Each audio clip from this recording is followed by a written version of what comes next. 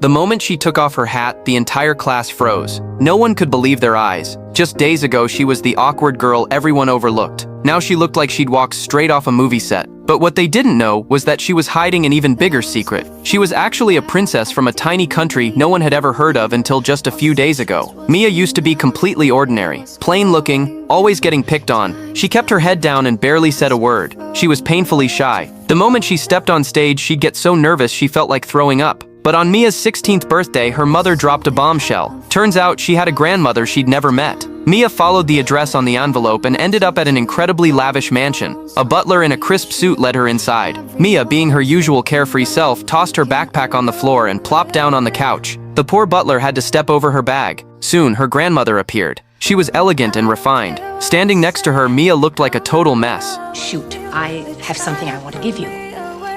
Here. Thank you. Wow. It's the Genovian crest. It was mine when I was young.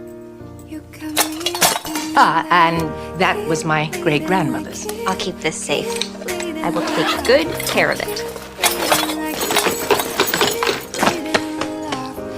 They headed out to the garden for tea. Her grandmother mentioned a name and asked if Mia had ever heard of him. Mia had absolutely no clue. Her grandmother explained that this man was the crown prince of Genovia, and also Mia's father. Her grandmother was actually the queen of Genovia, which meant Mia was a princess. Mia couldn't believe this was happening to her. She asked her grandmother why she'd been chosen. The queen explained that her bloodline made her the only heir to the throne. Mia was on the verge of tears. She could barely speak during debate class. How was she supposed to run an entire country? She insisted she couldn't possibly be a princess and ran off. Back home, Mia lashed out at her mom. Why had she kept this secret for 15 years? Why didn't she ever mention that her father was royalty? Her mom explained she did it so they could live a normal, free life, but Mia still couldn't accept it. The queen wasn't giving up though. If Mia refused the throne, Genovia would essentially cease to exist, so she showed up at Mia's house in person. When Mia came down from the attic, she found the queen having tea with her mom. They tried to convince her together, but Mia still wouldn't budge. Her mom suggested a compromise. Before the Genovian Independence Day ball,